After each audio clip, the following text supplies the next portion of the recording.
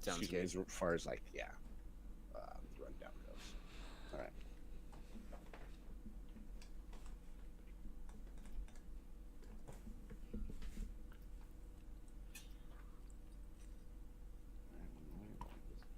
I said I was ready.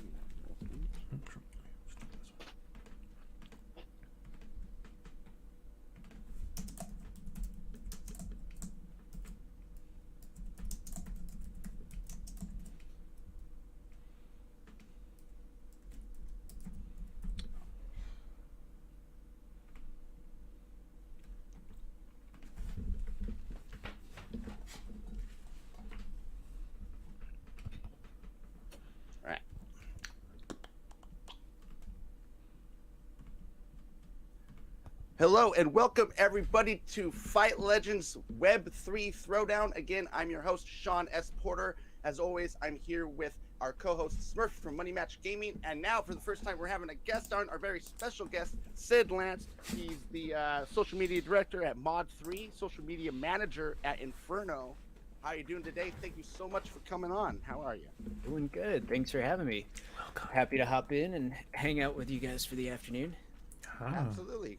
Yeah, so today we were going to talk a little bit about, the climate conversation in regards to not only just crypto in general, but also NFTs specifically. That's because, of course, I recently was I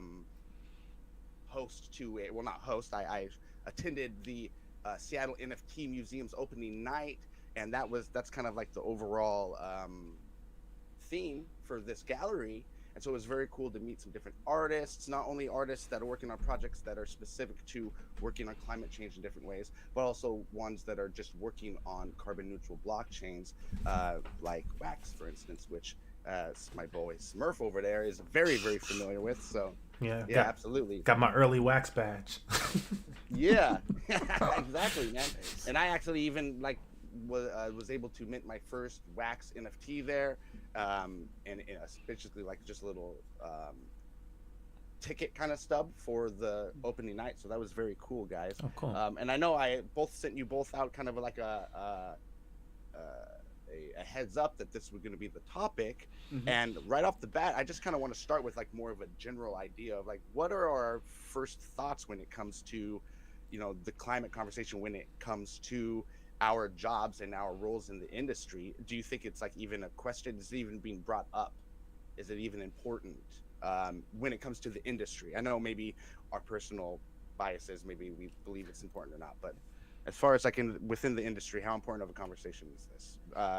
We'll go with you first, Sid, since you're the guest here. Well, thank you. I mean, I've heard quite a few people talking about it, but the conversation seems to have slowed down a lot recently in the community, because I feel like as much as people outside of the community might not have had their fears allayed, a lot of us who have been here for a little while, we've already heard the arguments, so it seems like people have stopped talking about it quite so much in Twitter spaces, articles, threads. But I definitely think that the consciousness of it is still there, in my opinion. I feel like I don't feel like there's a group of people in the NFT community that just don't care about the environment. I think that it is in the community consciousness for sure.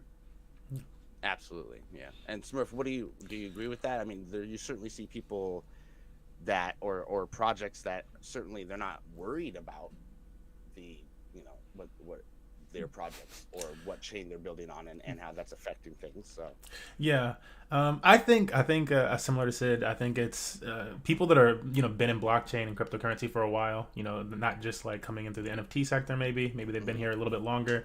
They already know these arguments. And I feel like a lot of the really negative arguments around crypto and NFTs and stuff like that came from people that were very new to the industry. They were jumping in. It was their first few months or something like that, and they saw something, and oh, well, this is my first time looking into this. What's Bitcoin? Oh, it uses a high amount of energy. What's Ethereum? It uses a high amount of energy, and they freak out. But like a lot of them were coming in that 6-month period where if they had joined even 6 months before that 6-month period, they would have maybe saw some articles about the merge happening with Ethereum. But then the merge conversation died down because everybody knows it's happening and it's delayed for over a year and it's going to take a long time. Well, not even delayed. It's just going to take a long time for that process to sink in where everybody thought it was going to be immediate. But like people that were in blockchain, we know about these conversations. These are things that, we're natural to. And we know that, it's mostly Bitcoin and Ethereum that are like the two proof of work blockchains. And everybody else is like on that carbon neutral footing or like better. And so, for blockchain vets, it's just like, you're kind of like, and most of us are like, millennials or around that generation anyways. And it's not like that hasn't been a concern for our generation for a long time anyhow. It's like the older generations that really don't care. And so to think that such a generation would all of a sudden come about, Generation X, millennials, and just all of a sudden not care about the environment in their technology endeavors is kind of crazy to me. But that just seemed that that seemed to be the case, and I almost want to wag my finger at the older generation because they are the ones in charge of the media, and so who's pushing those articles? That's true. Yeah, I mean that's like got so much of a background. It's that comes into the politics and the games that they play there. It's not necessarily that they're purposely not knowing about it or not pushing it, but that's not necessarily maybe the media they follow. I don't think it's a hoax. Who knows? I don't know if that's something people believe, but that sort of thing. So the reason we're bringing this up, of course, is because climate conversation. Well, this week specifically, it's always important. But since I was at the museum, there was all sorts of cool people to talk to, and let's talk a little bit more. Right here, I'm showing everyone on Twitter here some of the awesome projects that were taking place, and one of them was Open Earth. And Open Earth was interesting because they're talking about the Paris Climate Accord and these sort of things, and more of like the blockchain side of things and how that can help climate change, which of course there's all sorts of ways we could foresee blockchain technology helping, just because it can help in all different sectors across our life. Just through distributed ledger technology alone, you start helping different sectors of our economy and beyond.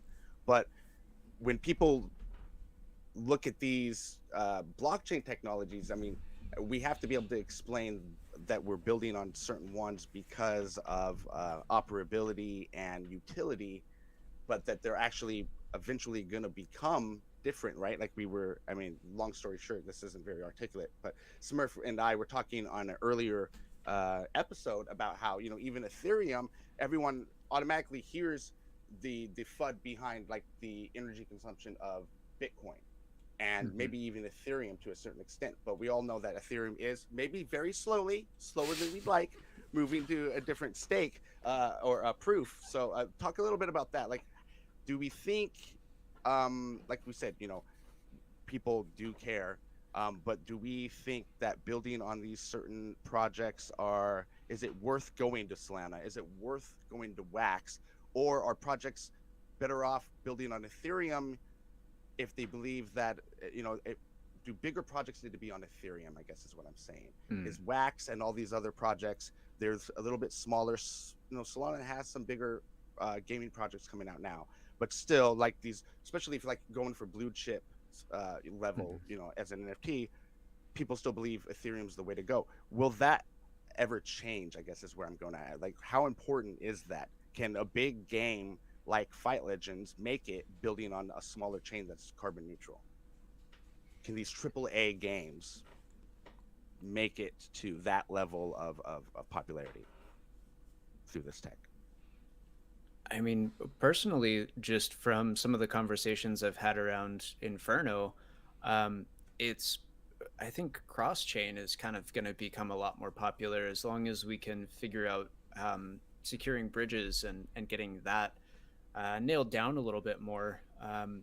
It definitely seems like some of these larger games are going to need something like Solana or Tezos, or something that can handle a lot of these really small transactions really quickly and efficiently that you might not be able to get on the big L1 like Ethereum, because there is, even as far as I'm aware, even after the merge, there's still going to be higher gas fees than a lot of the other ones.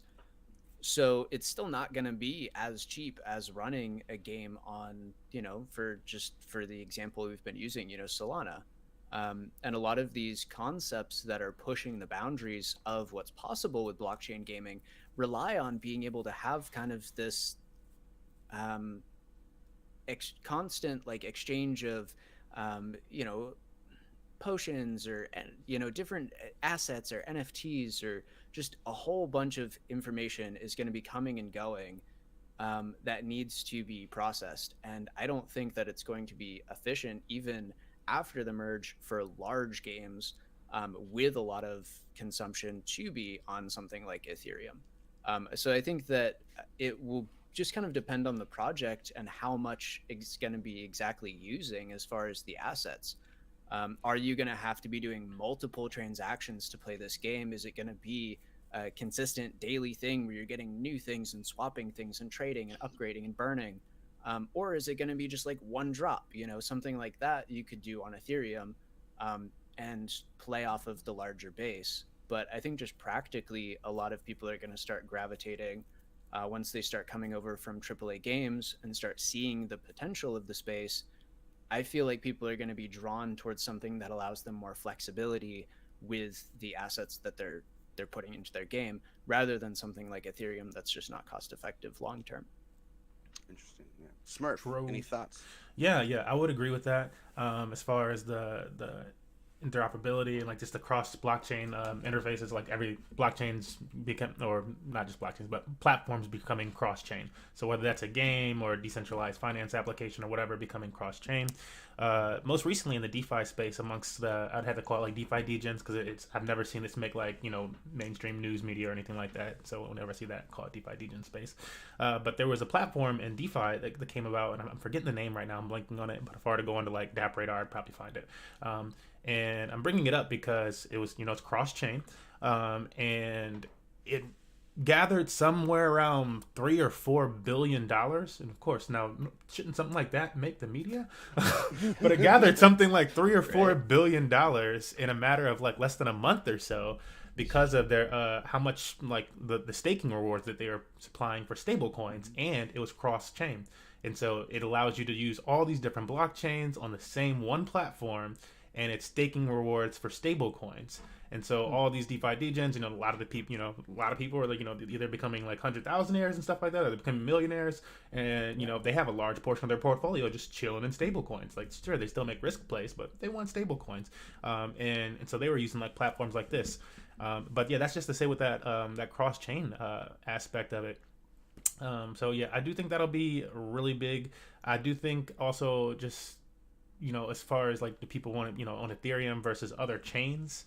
Yeah, I think the more centralized projects, the more central, and I feel like the more central, this is just like a gut feeling. I feel like the more centralized the project is, the bigger the entity behind it, they'll probably start off on Ethereum, because they have the ability to, maybe they already have their own sets of databases and stuff like that, these large, whatever the heck, but they have their ability to take a large portion of the game off the blockchain and house it themselves. And that, crypto audience may feel this or that way about it, but I think specifically with games, we're talking games and whatnot, and maybe some sectors of finance, people are going to be fine with that. And they might want that to some degree. And so taking that portion of things off chain and only leaving certain transactions on chain, as Sid was saying, will be fine for them. And then there will also be that subsector of like straight up blockchain projects. And that's where I think we'll see, the projects that do decide to go toward things like Wax. And I think some centralized projects will also choose things like Wax for its, carbon neutrality. And they probably get some carbon credits for things like that. So it might just be a good business venture for them. And then we'll see, more people on the decentralized end of things probably gravitating toward projects like Avalanche, which I'm becoming more and more bullish on by the day. But, just this fact that you can, as you were saying, even though Ethereum's going to be merging, it's not necessarily going to cut the gas fees down and stuff like that. It's still going to become I think over time, it's going to become you need money to be operating on Ethereum. Yeah. And like, the larger centralized entities might find ways to cut down the cost of you minting a game, or whatever assets or whatever to start their game. But it's still going to be costly, and it's going to become more and more costly. But things like Avalanche allow you to branch off and make that a lot cheaper, as well as, again, things like Wax, where it's just, it's not going to be that much. Interesting. Yeah. Well, do you guys? I know Sid, you had actually mentioned one project. I don't know if you remember it off the top of your head.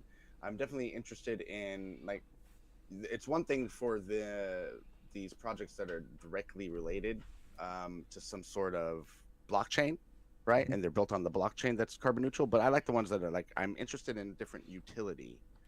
And I know, like for instance, the open source was just people building, or I mean, open Earth, excuse me, was just NFTs that were sort of being released in conjecture and like partnership, but it wasn't like an actual interesting utility like a carbon kickback or anything like that. So, anyone have anything on the radar as far as that's concerned? Carbon kickback, is that the thing? Like, Well, I don't know if that was the actual name of it. I remember there was one I heard some kind of use case about like they were some kind of carbon neutrality within the actual like they were putting the proceeds of the NFT to some third party sort of thing that was doing carbon neutrality got you. through like business Yeah, regulation. I saw something on our list of different artists today that was doing that. I believe it was the Algoanas. They're like Iguana and Algorand. So I think they're like playing on the two of those. But they were doing like a tree. This is not like a crazy like in depth one, but they were planting trees supposedly 1-to-1 with their NFT mints. But then they did really well in their NFT minting, and so they went way beyond that, and now have a larger goal for planting trees because they only there's only most NFT projects are like 10,000. They're not going 50, 100,000. So but they're now aiming for 50,000 trees planted. But along with things like that, I think a larger scale one would be something like ClimaDAO, which you still have to check up on that and see how that's doing. Was launched on Polygon/Matic, and similar to like an Olympus DAO type of fork, but they were using their funds to go and like actually do initiatives in the environmental world. So help with the oceans here, plant trees there, that type of thing, and kickback. And there was also like a carbon credits aspect that played in with that. And so their goal was to take the funds that they get from the project and use it kind of like as venture capital, so that they could get carbon credits. And then those carbon credits will play back into like how normal DeFi they do things like buying up their own assets and then burning them, etc., to help raise the price or sustain the project, etc. So better economics. And so ClimaDAO is looking to do something similar to that, but utilizing these real world aspects, for however long they last, but of the carbon credits. Yeah, we're taking a look right now at the ClimaDAO website. Go ahead, Lance. Or Sid, sorry. I was just gonna hop in and add a project or a couple of projects. So Monogramma, we haven't been helping them out for the past few months with their socials and some like community management work, and they haven't been doing necessarily climate like direct action. But their latest project has been focused on saving the Amazon, which is obviously a big part of climate change. We've been working with two of the tribes down there, the Pedersuri and Quinta Larga tribes. They were at war for centuries, but over the current chief's grandfather united both of the tribes to fight against the loggers and the illegal miners and poachers that were encroaching upon their tribal lands and their just basically eradicating their culture. That I can't really get into some of the horrible things that they did to them currently, but it was basically a genocide by the miners and the loggers that were encroaching upon these tribal lands back in the 60s. So the United tried to protect their land. Currently, they're pairing up with Monogramma to create this initiative that brings awareness to what's going on down there. They sent works of art for inspiration, and the artists of Monogramma created dozens and dozens of works. I think right now we're at 60 or 70 total artists, and they launched the Guardian collection on Super Rare. So 30% of the net proceeds that go to Monogramma go back into the social impact DAO fund. fuddled how I said that, but yeah, it's the fund that all of the projects use for our social impact. We basically put all of the artists, collectors, they can present projects and ideas to the Monogramma Collective, and then that 30% that's been stacking up from all of the Monogramma sales can then be proposed to be used as a group project and funded for different things to help social impact around the world. Currently, a big part of what we did was with the Kintilarga tribes, Pader Syrian Kintilarga tribes, is we funded a bunch of desktop computers and cell phones so that they can start doing their own digital art, and going out and taking pictures of their land and taking pictures of where the destruction has happened and the important areas that they have in their territories, so that they can preserve some of these cultural their cultural heritage and get it onto blockchain and actually have it stored, so that as we fight and we lose things over time, that record is still there for them. So it's not necessarily like directly climate change related, but still protecting the environment. And it cracks me up to work on a project like that and then have people on Twitter tell me that I'm burning the Amazon because I'm into NFTs. Oh my goodness. Yeah. I'm just like, I'm literally helping this project that's like, we raised 12 ETH for the Amazon. Like, come on. Yeah. No, that's the exact kind of projects I was talking about. You know, those ones that are kind of laying low but doing good things. I mean, they're not as sexy as some of the ape NFTs out there. But Right. I'm more into those kind of. That's the utility that I know is gonna change the world for the better down. And has the potential to do so much. So, Yeah, definitely agree. Yeah, it sounds like an awesome project. And I'm sure a feel good project too to be a part of. Like, honestly. Yeah, it's been awesome. We actually, not only are they on Monogramma space on Super Rare, they're actually on the Super World app as well. So they're in AR. So you can actually go onto Super World on your phone and get a lot of the works. We're working on getting all of them, but they're geopinned around the border of the tribal lands. So each artwork is geopinned in the Super World app to a specific location, marking, guarding the tribes. And you can actually take them yourself in AR and like put them up in your house. Some of them are even 3D models. You can put them up in AR, walk around them with your mobile phone, and Awesome. it's really cool. Yeah, that's awesome. that is so awesome. All right, any other projects on our radars, guys? Algorand is making a big splash because they're trying to take up Times Square. I just saw that today. Ooh. Algorand. It says Algorand to take over Times Square in New York City on Earth Day to advocate for greener future.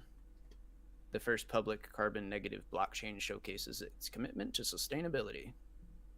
Ooh, okay. There you go. That's an interesting one. Yeah, it popped in up on Markets Insiders for everyone watching here.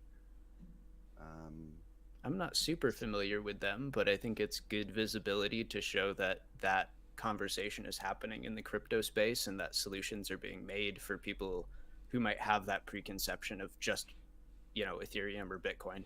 Yeah, and I think the more that people start to see, because I know the initial reaction from the general public, or as I like to call them muggles, will be that oh, more crypto and NFT stuff. Oh, I hate this. A lot of them will just tune it out before even reading anything. But the more that it's pushed in front of them with this messaging that not all these projects are bad, or as negative. I shouldn't even say bad, as negative as people initially perceived them.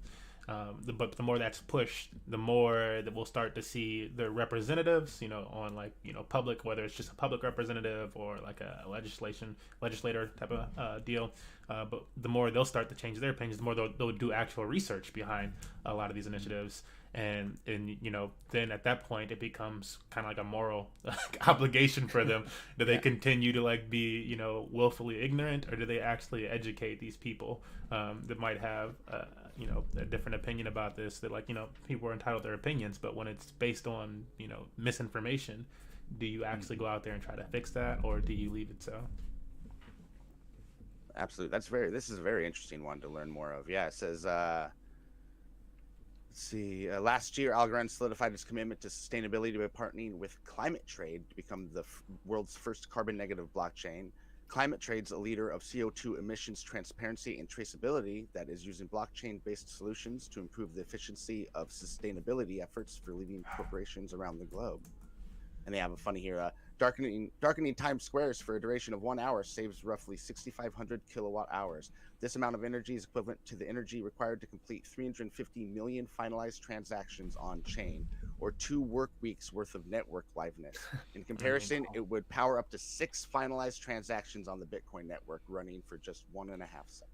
I mean, I'm not even surprised. Have either of you guys been to Times Square in like that area? Yeah. Like when I lived in New York for a few months. It's crazy. You walk outside of a building. I just remember like the last time that I was in New York, and it was like I was at a Broadway play, and which is like right around the corner from like Times Square and stuff. But you like walk outside, and it was like 9:30, 10 o'clock by the time we got out of the play, and I could have sworn when I was looking outside that it was still daylight.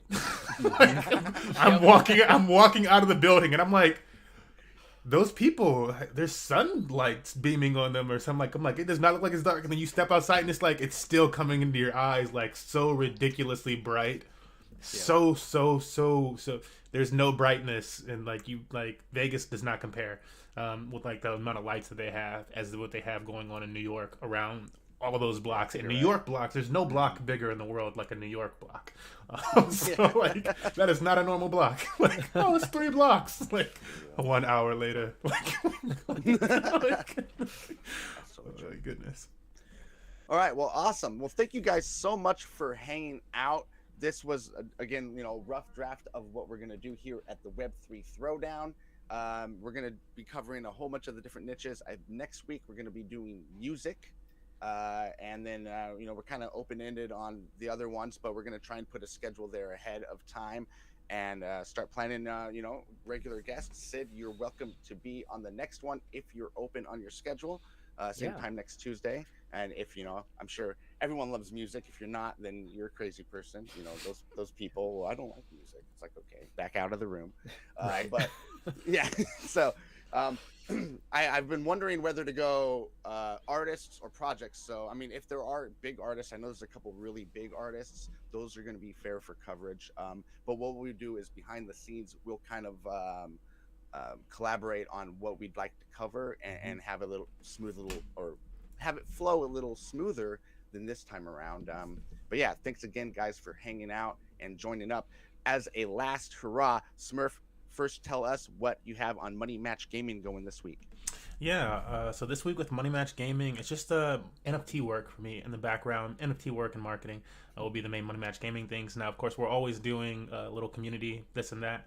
For those in our Discord, I'm always sharing out DeFi information. I'm also restarting our education series for cryptocurrency. I like to take a deeper dive into like the financial background and stuff like that during the summer months.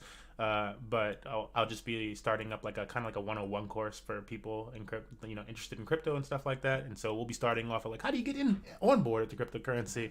And then like, where are the places that you can transfer your money and stuff like that? How do I get my stuff on these other blockchains? And so that you can actually get out there and immerse yourself in cryptocurrency as much as you want to get. So I'll be starting that back up, putting all the pieces down in place this week, and so it'll start. I want to start that by this Friday. But some NFT work, and then for our gamers out there, of course, we're always doing giveaways for Gods Unchained. Anytime we're playing Gods Unchained, community's asking me to do some Smash Bros events where we just gave away like $100 last time in cryptocurrency. Last time we played Smash Bros. But that type of stuff always on the go of Money Match Gaming. So if you're interested, Google us and pop on in.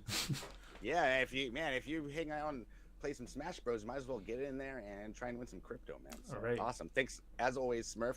Sid, tell us a little bit, any plugs you want to do or just what you got going on personally or in any projects you got going.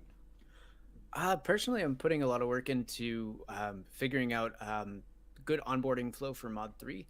So what we do over there is anybody who has experience with community management, social media management, you can come up into the Discord, get onboarded into our community, get to know people, drop your experience, and then get connected with work because we have a lot of clients coming through our company who are looking for really talented people who know the Web3 space to help them with Twitter and to help them with Discord and set up some of those things. So a lot of really cool projects that we can connect people with, and we're just trying to make that process a little bit smoother this week, so that we can get as many people onboarded into like actual paying Web3 work as we can. That's been a big thing for me over the past few months, is just being able to go full-time work from home in the NFT industry, and want to help as many people do the same thing. Awesome. Love it. Yeah, man. That. That's the dream, baby. We're here. All right. Well, thank you two for hanging out. And we're looking forward, or I'm looking forward to having you two join me next week for, a whole discussion and an overview of the Web3 music scene. Until then, hope everyone at home follows and likes us. Make sure you're subscribing if you're watching on YouTube. Make sure to follow us over on DLive TV, which is our Web3 Twitch alternative. And we'll see you next time, guys, on the Web3 Throwdown. See you. All right. Oh, my God, dude. I rambled for so long on that first part. No, I think you did fine. I think that went great. Yeah. Oh, man. I was like, I halfway through, I was like, oh, man, what segue was I getting to? And I had to like completely restart. And okay, well, good. I'm glad you guys weren't cringing in the background. Yeah, I think you know how it is. You're always your worst. I'm just like myself. I was like, oh my God, that was so bad. Okay. It just felt like a conversation. It was good. Yeah, yeah. Love it. Awesome, man. Yeah. So, we'll do some Web3. I mean, Audius is really the only one I'm super familiar with. It's like the big Web3 platform. Yeah. Yeah. So. I feel like I have a Google Doc with a few other ones because I popped in some Twitter Spaces and some YouTube channels. There's maybe one or two other things, as well as like there's some stuff from Hive back in the day that like kind of interconnects with that. And then people do stuff with Music on Wax all the time. So, okay. But yeah, Audius is like geared toward music for sure. That'll be like the top story, and we'll break it down from there. And one of the MMG artists like mentioned a place to me where like they built, and I also heard it mentioned in one of those Twitter Spaces where it's like a place like for musicians to like actually like make beats and stuff like that or whatever on the blockchain, cool. And they get like rewarded for it. I have to dig into that and get that, because it was not Audius. He was like, "What's Audius?" I'm like, "Where did you find this?"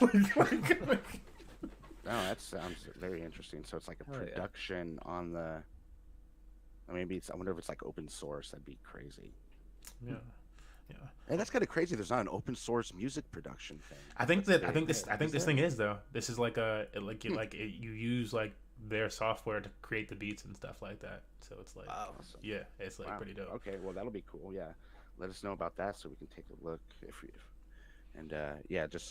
same with you, Sid. Any projects or anything you're keen on talking about, let me know.